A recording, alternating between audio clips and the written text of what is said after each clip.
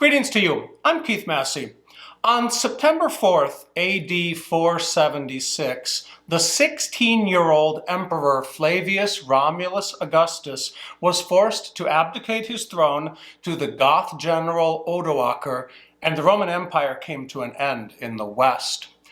But the victor did not have the conquered boy killed. Rather, he sent him to the south of Italy into exile, and Romulus then vanishes from history.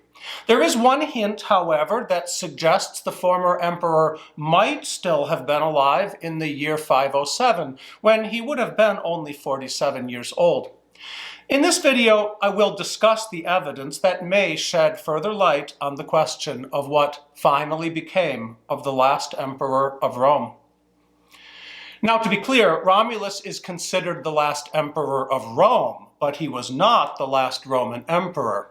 One of the reasons Odoacer may have spared the life of young Romulus was that he knew he needed to be on good terms with a still thriving Eastern Roman Empire with its capital in Constantinople.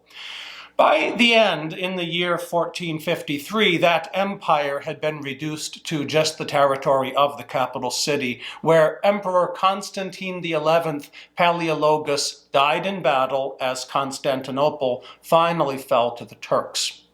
And even after Romulus abdicated the throne, still alive and claiming to be the rightful emperor of Rome was a man named Julius Nepos.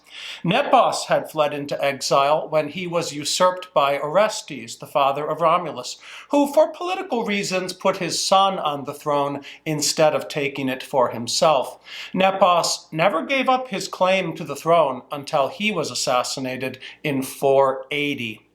So let's look at what we actually know about what happened to Romulus Augustus, who was derisively called also by the diminutive form Augustulus, basically Little Augustus. And it also needs to be noted, what a wonderful coincidence that the last emperor bore the name of the founder of Rome himself. A chronicle dating from the mid-6th century records the following about Odoacer's treatment of Romulus.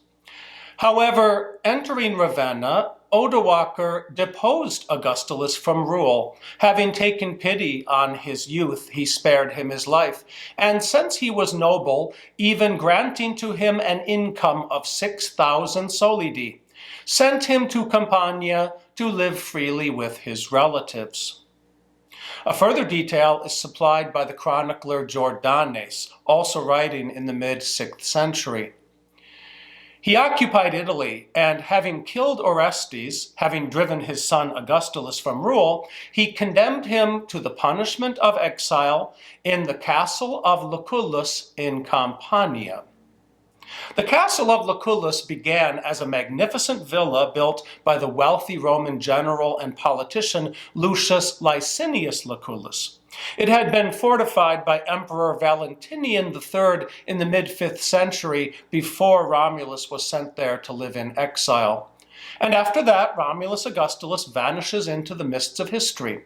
Now, let's get back to that one obscure reference that may suggest that Romulus was still alive in 507. Odoacer had himself been deposed by Theodoric the Great, king of the Ostrogoths, who assumed rule over Italy. There exists a collection of official letters that Theodoric exchanged with various persons, preserved by the king's secretary Cassiodorus. There is one epistle from this collection confirming continuation of a pension addressed to a man named Romulus. In ancient Roman convention, all these letters begin simply with the names of the addressor and the addressee. This one reads, Romulo Theodoricus Rex, King Theodoric to Romulus.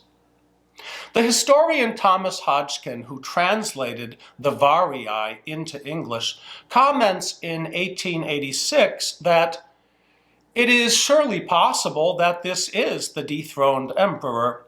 The name Romulus, which, as we know, he derived from his maternal grandfather, was not a very common one in Rome. It must be admitted there is another Romulus, Book 2, Letter 14.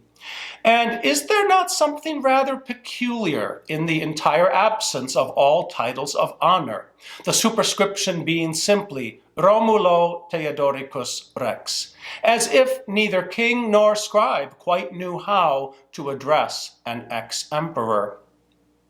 The suggestion that the lack of any title of honor may in fact be evidence in favor of this being Romulus, the former emperor himself, is interesting.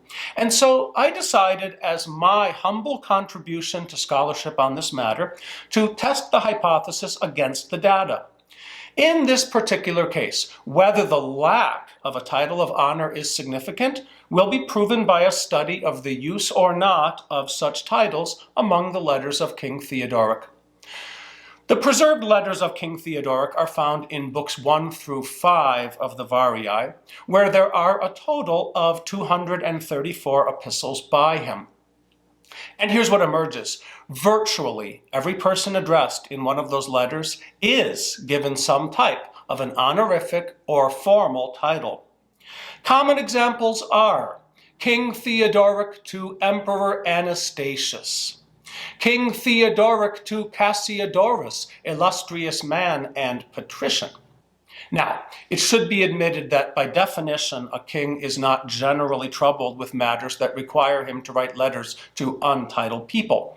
By analogy, on a typical day, a president might send a message to people with the titles senator, general, and governor more than people with the titles librarian and private. And so the overall percentage of times that this collection of letters includes people without titles is significant to whether the Romulus addressed here might be the former emperor. Letters addressed to people without titles are not completely unknown in the corpus. In addition to the letter to Romulus, other examples include the following: King Theodoric to Domitianus and Willius, King Theodoric to Adeodatus. Here's what emerges from the data overall. Of the 234 letters in the collection, I count 14 that address people without a title. And so, letters addressed to untitled persons account for 5.9% of the total corpus. Now note, some of the letters in this collection are addressed not to individuals, but, for instance, to the entire Roman Senate. And this fact itself would indicate that King Theodoric addresses people without title or honorifics only very rarely. And there must generally have been a reason for a person to not be named with a title or other honorific if King Theodoric is writing to them. Intriguingly, some of the cases of untitled recipients clearly involve examples where the king is writing with displeasure. In King Theodoric to Brandilla, the king is addressing a man on the matter of Brandilla's wife having severely assaulted a woman she learned was having an affair with her husband. In King Theodoric to Wandil, the king is charging a man with doing a better job of keeping his troops in good discipline in Gaul. Most intriguing to the case of Romulus, however, is the fact that people in exile are addressed without title.